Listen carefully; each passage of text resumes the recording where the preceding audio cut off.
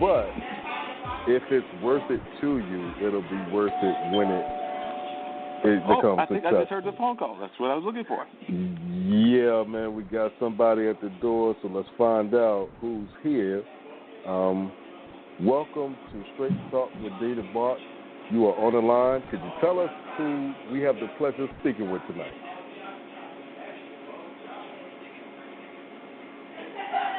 Hello? Hello? Hello? Hey. Hello. Hey. Is this Monet? It is. How are you doing, Monet? I was looking forward to hearing from Monet. This is Monet Noelle Marshall. She is a powerful activist out of the theater world and out of the entertainment world. I'm just amazed at some of the things that she does because she doesn't hold back any punches. She's one of those people that, recognizes that a lot of times our people in the arts don't get recognized because for what they are about. People try to get them to do stuff for free and do things of that nature. She actually made whole plays about it. She's like, look, I'm not going to do this. I'm going to also expose y'all. So I just want her to talk a little bit about how she got into theater and about some of these powerful plays that she's done, because I've always seen her to do stuff that addresses a lot of issues, one of them being how we do not support our artists the way that we should. And I love the titles of a lot of your plays. So if you'll just share with our audience a little bit about how you got into theater and what your whole mission is. Absolutely. First, thank you for having me on. I really appreciate it. So I am really a theater kid in the most honest way. I get it from my mama. She is a theater artist. She's a playwright and a director and a choreographer, and my first lessons were from her. And then beyond that, I'm also a proud Aggie alum. I got a degree in theater and acting specifically from North Carolina A&T State University. And that is really what cemented my time here in North Carolina. My mama is from Greenville, North Carolina, and my dad's from New York. And I was raised in New York. But once I came down, I kind of fell in love with North Carolina and have been in the area ever since. The work that I create, I consider myself a social practice artist, which means that I want to create performances and opportunities for folks to be in relationships with one another and with themselves. And I do that through interactive and immersive theater. So theater where you can interact, where you're asked to do things, where you can make choices, where you can change things. I'm not as interested in folks coming and just sitting in the seat and watching a play. I want them to know that they are part of the world and part of the experience, because that's how we live our lives. We don't get to just sit and let something happen in front of us. Like everything that we experience, we shift it. Last year, I created a trilogy of work called the Buy It, Call It trilogy. And the first piece, I think that Mark was mentioning, called Buy My Soul and Call It Art. And it really it dug into the ways that black people, black art, black bodies are used and misused in mainstream white art institutions. And it's something that I've come in contact with in lots of different ways and was tired of being invited to be like the angry black woman that would challenge white folks at events without actually making art about it. So that's what I did. And what were some of the most important lessons that you learned from that play? 'Cause like I said, when I have talked to people that have seen that play, they often even talk about how it made them analyze and rethink and reconceptualize what art meant to them and how they were actually treating some of their fellow peers. So I imagine you've heard some of that conversations as well, where people might have been actually getting involved in those kinds of things, but not realizing that they were doing that, and it might have even made them change some of their attitudes or find ways to actually address some of what are the injustices that they create in some cases. So I was just wondering, what are some of the examples that you might give of that you have heard of people that have told you that they have seen the play and it made them rethink what was going on? Absolutely.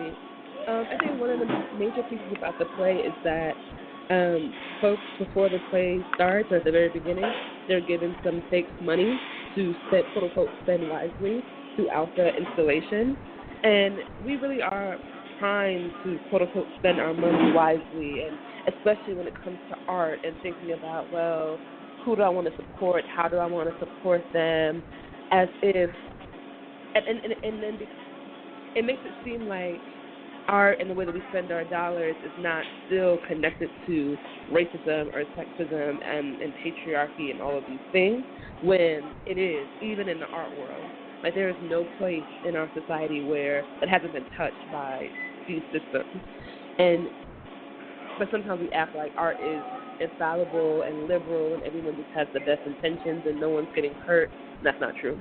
So some of the things that surprise folks is like how, this fake money, they created a relationship with it off, like, as soon as it started, and they were spending it like it meant something, and how that changed the way that they would interact with performers and with other people. So, for instance, there was a scene where they are asked to sell. So early in the play, they got some ideas, some free ideas that were stolen by some white folks from a black woman sitting on a couch. So the white folks would write down her ideas unbeknownst to her and give them out to the audience. Just like, oh, you should keep this idea, hold on to this. And then later, there was someone who came and asked, like, hey, I heard y'all got some ideas. You selling ideas? I'm in the market to buy ideas. And now they are selling these same ideas they just got for free from a black woman. And, like, how many folks were like, oh, who was selling them and not thinking about her? Some folks, would give her idea back with some money, like would go back to that installation without any prompting. And some people, like my brother, for instance, he didn't spend any money the whole time. He was like, I don't know what's going to happen. I don't know. Maybe I could win something if I had the most money in the end. But no one gave that instruction. But because it's capitalism, we're used to just get as much as you can and, like, take care of yourself.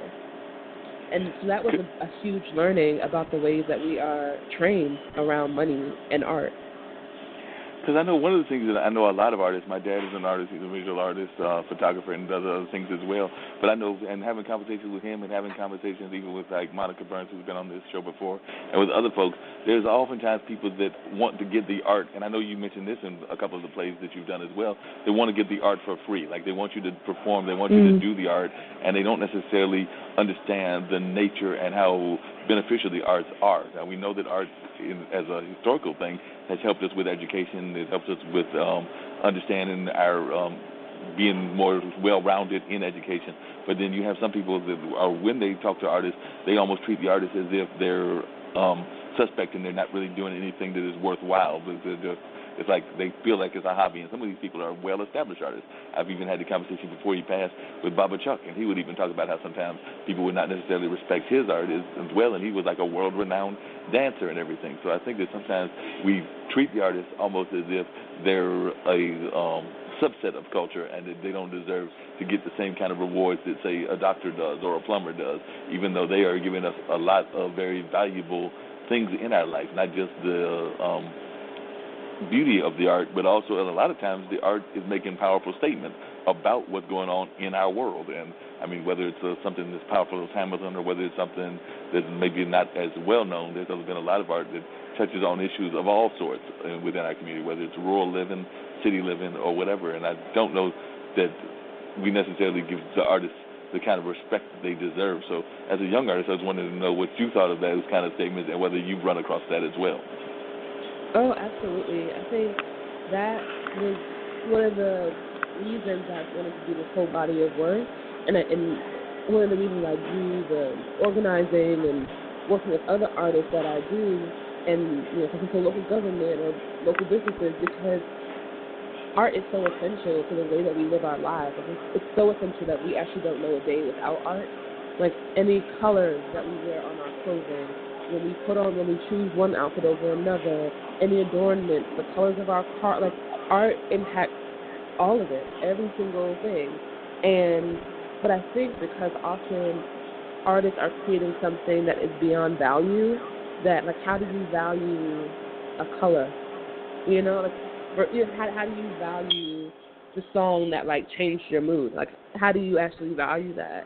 And I think we actually don't have a practice in actual value. We have a practice in capitalism. So right. if I'm actually trying to invite you into an experience as opposed to sell you a product, then how do I price that? Because this is an invitation into your own humanity. what number would I put on that, really? And I think when I talk to a lot of artists, it's like, look, and I know I have experienced art that I'm like, that was worth more money than I have, or worth more money than I know, because it changed something inside of me. And for artists, it's like, look, I really believe that art is, there's no dollar amount that one can put on art. So let's just make sure that artists are living well. Like, if we can just say, like, okay, but we're just so used to being able to put a number on everything that it makes us really uncomfortable when we can't. Yeah, that's very true. Yeah. And I was just wondering, now one of the other conversations that I know that's happened in the art community, and I imagine you've been part of this as well, is that sometimes, and some of these people are actually artists themselves, but I know that sometimes it seems as if some of our art administrators, even though some of them come out of the art world, don't necessarily want to give the artists respect as much as they should also, because I know a lot of times you'll find art administrators that are wanting the artists to come to their venues, their festivals, their whatever, but then they don't necessarily want to give them the kind of rewards that they deserve, or they want to pay them what amounts to pennies on the dollars, and claim that, you know, they love using that word, that it's going to give them great exposure, even though, you know, you can't live off of exposure. So I know even sometimes you find artists that are running major festivals, might be in Raleigh, might be in Durham, or even in some of the big cities, and they'll swear up and down that, you know, you should do this work because it's going to give you this great exposure. And I'm not saying that exposure isn't important, but I was just wondering how you've dealt with administrators that you feel might not be respecting the artists as much as they should be. Yeah. So this is a really interesting conversation because of my job, I'm the director of programming at VAE Raleigh in downtown Raleigh. So because of this, I'm on both sides of this conversation. I'm an artist that gets called to do things, but I'm also an administrator that programs and is looking at my budget and saying, like, oh, I have $300 to offer you for this, or I have $200 to offer you for this. So as an artist, I think for me, I have to create my own metric of what I'm going to say yes and no to. And that has been really important and really helpful. And in community, as a community of artists, locally and regionally, to have conversation around what we're going to do or not do. And it almost feels like unionizing in a weird way, because it's like, look, if a call for work comes out, and we know that if the amount offered is disrespectful to a professional artist, then if we're professional artists, don't apply. Because then they're like, oh, I can't do that again. If they really wanted professional art, but they're just going to get artwork from, you know, high school students. And a lot of high school students, they also have fantastic work and fantastic art, but they're not, you know, trying to make a living on whatever that is that moment. So if that's what they want, cool, fine. But if you want professional artists to submit to something, you need to offer a professional artist rate. So that's one. It's solidarity among artists to say, for us to decide individually and collectively what we're going to say yes to and what we're not going to say yes to. Go ahead. As an administrator? I was going to say, as an administrator, though, I do understand, and I want artists to know their own budget and their own number for how much they value and charge for their time, because, like, you know, arts organizations often talk about what they have and what they don't have, and it's true. Like, I'm going to get a budget from my boss. He's going to tell me how much money I have for a program, and then I need to figure it out from there. And if artists, even artists who I, you know, kiki with and have tea and dinner with, if they're like, actually, no, I can't afford to do that at that rate, I respect that. Please tell me that, so that I can, one, advocate for more money, and two, so that you're not doing something that's against your morals and ethics, and it's actually going to have you misrepresenting and devaluing your arts practice. So I think that's a major part of it for me. Yeah, because I know another thing that happens sometimes is that you find, we all love the national artists, we all love the world-renowned artists, but I know that there have been conversations even here with some of the public art where sometimes people feel that the artists that are from another place, and I know this is the standard stereotype that you're oftentimes respected elsewhere before you're respected at home, but sometimes I know that there are some local artists that sometimes feel that they don't get enough, that they're not asked and that the people that are out there in the community will go ask somebody that's a world-renowned artist. So they'll make a call for an art and focus on the world-renowned one, even though there are people that are doing similar type work that are right here locally. And I'm just wondering if you think that that's a legitimate complaint and how you